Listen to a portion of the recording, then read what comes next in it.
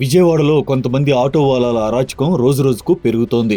నగరంలో ఈ ఆటోలు నడుపుతూ కుటుంబాన్ని పోషించుకుంటున్న వారు 50% ఉంటే అసాంఘిక కార్యకలాపాలకు పాల్పడుతున్న వారు 50% ఉన్నారు. విజయవాడ నగర పరిధిలో దాదాపు 25,000 నుంచి 30,000 ఆటోలు తిరుగుతున్నాయి. వీటిలో సిటీ పర్మిట్ ఆటోలు 13,300 ఉంటే అసలు పర్మిట్ లేని ఆటోలు 15,000కు పైగా యథేచ్ఛగా నడుస్తున్నాయి. ఇకపోతే డ్రైవింగ్ లైసెన్సులు సరైన పత్రాలు లేకుండా నగరంలో 10,000కు పైగా ఆటోలు ఉన్నాయి. కొంతమంది ఆటో డ్రైవర్లు గంజాయి మద్యం సేవించి మరీ నగరంలో ఆటోలు నడుపుతున్నారు.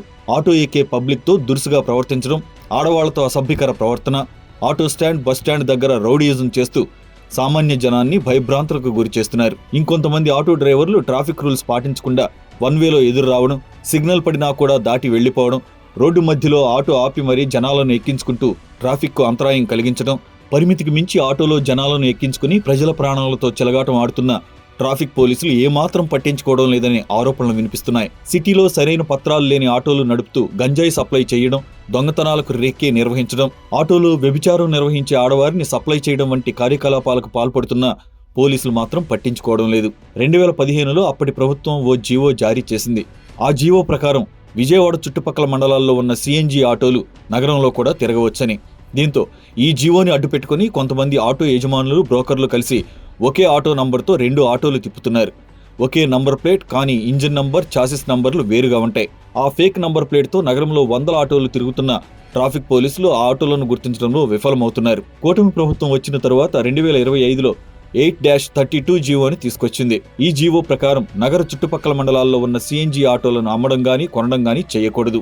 కొత్త సిఎన్జి ఆటోలకు మాత్రమే నగరంలో తిరగడానికి అనుమతులు ఉంటాయి. నగరంలో కాలుష్యాన్ని దృష్టిలో ఉంచుకుని ఈ జీవోని కూటమి ప్రభుత్వం తీసుకొచ్చింది. ఈ జీవో అమలు సిటీలో కొంతమేర కాలుష్యాన్ని తగ్గించవచ్చు. ఇక అనధికారికంగా నగరంలో తిరుగుతున్న ఆటోలను కట్టడి చేసి ఆటో కార్మికుల ముసుగులో అసాంఘిక కార్యకలాపాలు పాల్పడుతున్న వ్యక్తులను అదుపులోకి తీసుకుంటే నగరంలో కొంతమేర లా అండ్ ఆర్డర్ అదుపులో ఉంటుంది. ఆటో స్టాండ్లు, బస్టాప్ల దగ్గర మహిళలకు రక్షణ కల్పించిన వారవుతారని నగరవాసులు భావిస్తున్నారు.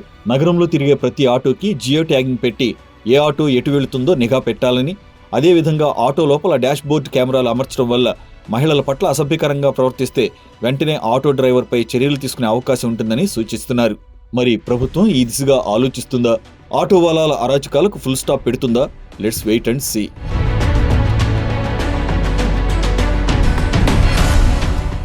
ఈ వీడియో మీకు నచ్చినట్లయితే లైక్ చేయండి, షేర్ చేయండి, ఛానల్ని సబ్స్క్రైబ్ చేసుకోండి.